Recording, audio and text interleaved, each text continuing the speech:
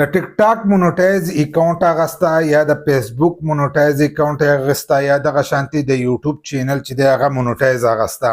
اکثر ځینې کسان چې دی وای دا کسو خرڅي نو موږ دغه اخلو، او ځینې کسان په ټیک ټاک په یوټیوب په فیسبوک باندې چې دا قسمه ویډیوګان ورکوي هغه موږ دغه اکاؤنټونه خرڅو.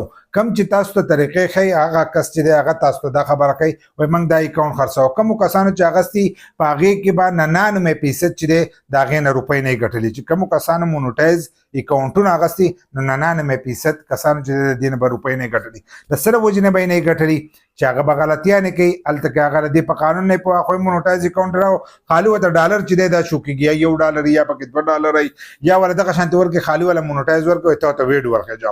کله چې تا هغې ته ویډ ورخېجی نو ستا په اکاؤنټ باندې مسلې راځي. ولې قانون تال د نه فالو کړی، ته په قانون نه پوهېږي.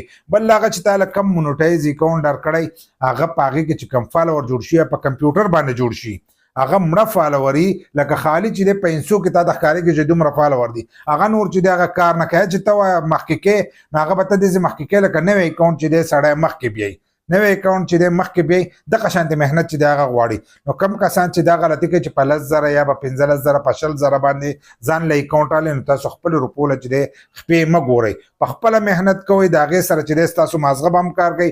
تاسو ته چې کومې مشکلې راځي هغه مشکلې به د خپل اکاؤنټ نه وکاږئ. نو داسې واړه واړه اکاؤنټونه چې هغه کله ته خراب کوي نو ته به پوه شي بل لا چې ستا اکاؤنټ چې دی هغه به له ځانه مخکې شي او په خپله به یې ته مونوټایز کړې نو بیا ته د هغې نه روپۍ چې دی دا ګټلی شي. کم کسان چې د باندې خرڅوي نو دغه کسان ته زه هم ګڼ کپان ویم دا ګڼ کپان دی چې په تا مونوټایز اکاؤنټ در خرڅوي. ځکه مونوټایز اکاؤنټ چې دی هغه کار نه کوي. اگر هغه سړي دپاره کار کوي و زما په شانتې کسي او زه یم چې زه ځان لالم خو زه په خپله ویډیوګانې جوړوم او زما یو اکاؤنټ خراب شي د هغه نه زه مونوټایز وارم ورخېجم نو زما هغه ویډیوګانې به ځي او به وایرل کېږي د هغې نه به روپۍ ګټم. خو چې کم نوی کس یې ورسره په قانون نه پوهېږي او هغې اخلي نو د هغه لپاره دا ډېر غټ نقصاني دی.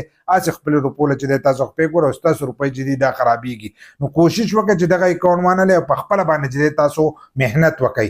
بل لا کورسونه دا خلک خرڅوي نو دا ټول هر سره چې دي دا فضول دي. هر شی چې دی هغه آنلاین پروت دی او آنلاین تاسو دغه طریقې چې دی دا زده کولی شئ. نو دا ستاسو دپاره که ستاسو ماشومان او هغه دا کوشش کوي چې موږ به ځان له اکاؤنټ والو او له دې نه به روپۍ وګټو.